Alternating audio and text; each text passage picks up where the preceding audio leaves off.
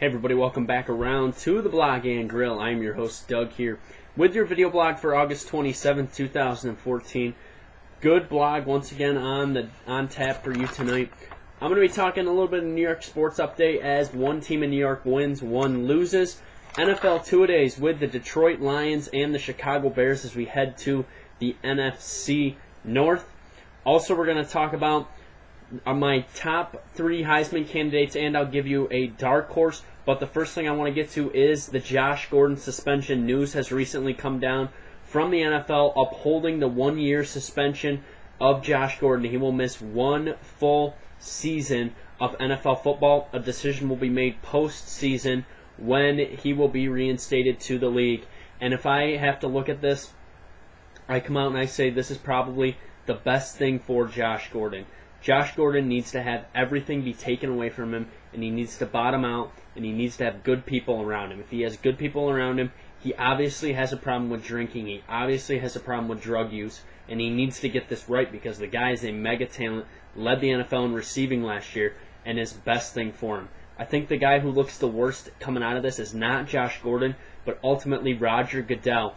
I know Josh Gordon and Ray Rice did not do the same thing, but Ray Rice gets a 2-game suspension for knocking his girlfriend unconscious, and Josh Gordon gets a full year. I know it's under different things. Collective bargaining does sentence Josh Gordon to a 1-year suspension, and the other thing is up to the commissioner, but still, Roger Goodell missed the point, and this needs to be, I think at some point, you will see now a domestic violence part put into this collective bargaining agreement, definitely, for the players, so that it is a more fair system for them to be judged on. Going forward, I was disgusted by watching ESPN this afternoon when they were talking the fantasy impact of Josh Gordon not being on the team. This is so much bigger than a fantasy football deal. This is Josh Gordon, a guy who has a problem, who is a mega talent and needs to get right, and we don't need to be worrying about fantasy football. We should be worrying as sports fans about Josh Gordon getting better and Josh Gordon getting back to the NFL to play so we can watch him play and so he can be a healthy player. Alright, time for your first NFL two-a-day. This is with the Chicago Bears, who last year finished 8-8, tied or just missed the playoffs in the NFC North. Very good offense, a great passing attack with both Josh McCown and Jay Cutler at quarterback. Worst run defense in the league. They definitely need to improve that. Their draft, I'm going to give them a B+. And really, I like the pick they got with Kyle Fuller out of Virginia Tech in the first round. And I also really like their 4th-round pick, getting Kadeem Carey out of Arizona. Key additions, they went out and got Roberto Garza, a new center for them. They also bring in defensive end Jared Allen to try and help stop that rushing attack. They get better in the secondary, too. They bring in the strong safety Ryan Mundy. And they also bring in one more weapon, kind of a veteran guy, kind of a 4th wideout, Santonio Holmes. The key departures, they lose Michael Bush, their backup running back, and also a defensive guy in Julius Peppers. I think the big question for the Bears and with Jay Cutler is, can Jay Cutler play a full year with probably the best weapons in football now, with Martellus Bennett, with Alshon Jeffrey, and with Brandon Marshall? Can he play a full season, stay healthy, and get this team to a playoff spot? I think ultimately this team will play very well this year, and I have the Chicago Bears finishing at 11-4. Alright, before we continue, or as we continue tonight, time for my Heisman candidates. I'm going to give you my Heisman candidates tonight, and then Friday on the blog, I'm going to give you a breakdown of who I think will go to the college football playoff, and we'll do our college football pick'em for the weekend, as I'll pick 5 games against the spread, and we'll see how I do. I think the Heisman candidate's pretty straightforward. It's going to be a quarterback. This is a quarterback sport now, and they're the most important players. It's going to come down to 3 guys, I think. Jameis Winston, last year's Heisman winner. The quarterback out of Oregon, Marcus Mariota, who had a very strong season, then kind of fell off late. And the mega talent, I'm calling him a mega talent from UCLA, Brett Hundley. If I had to pick a dark horse just because of the schedule he plays and the team he plays for that has a shot to make a run at this playoff format, I'm going to give it to Everett Golson, reinstated quarterback from Notre Dame. I think he can make a run at it. They play a very tough schedule. They play Florida State. They play USC. They play some good teams, so they will definitely have a shot to make a run at this playoff format, and also a shot to make a run at a Heisman Trophy for Everett Golson. All right, time for your second NFL two-a-day is with the Detroit Lions tonight. The Lions finished 7-9. Last year they were a top 5 pass defense and a top 10 rush defense. Very strong team, but really struggled to play as a team. They turned the ball over way too much.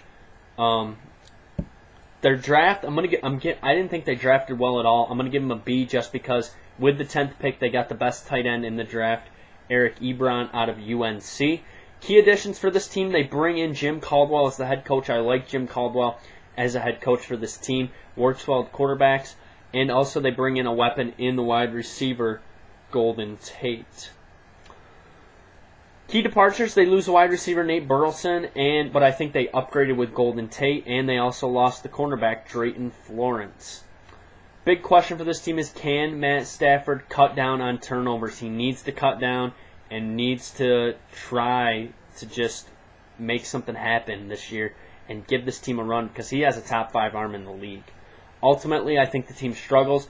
Tough division with the 2 teams at the top winning most of the games. And my prediction is them to finish right about where they were last year at 7-9.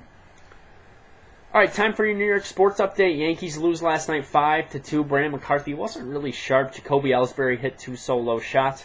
Tonight, they're playing the Detroit Tigers again. Shane Green on the mound, 3-1, 3.17 ERA versus David Price, who's 12-9 with a 3.00 ERA. Mets win last night against Atlanta 3-2. Julio Teheran on the bump for Atlanta tonight, 12-9 with a 2.96 versus Zach Wheeler, 9-8 with a 3.51.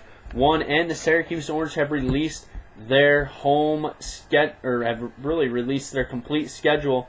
It's pretty exciting. Their home games in the ACC, they got. Let me see here.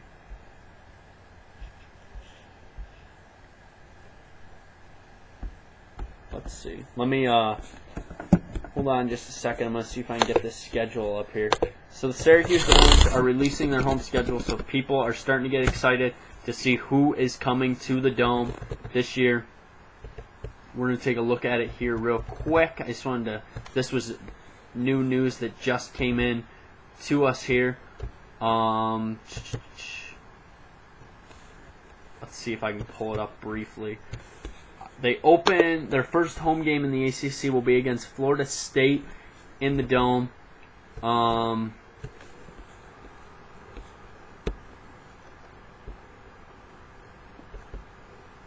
Okay, let's see.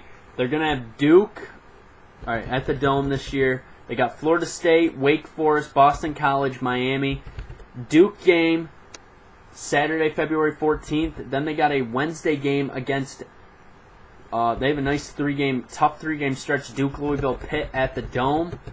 And then they're at Duke on February 28th. So that is going to be some exciting times for sure. All right, so I'm going to be back on Friday with the blog. We'll do 2 days, Packers, Vikings, college football picks for the playoff format, and for my picks for the week. NASCAR at Atlanta. SportsMindedNews.com is where you can find me. You can also follow me on Twitter, YankeeBaller415. Comment, questions, subscribe to my page. Thanks for tuning in to the Blog and Grill. I will be back on Friday. Have a good rest of the week.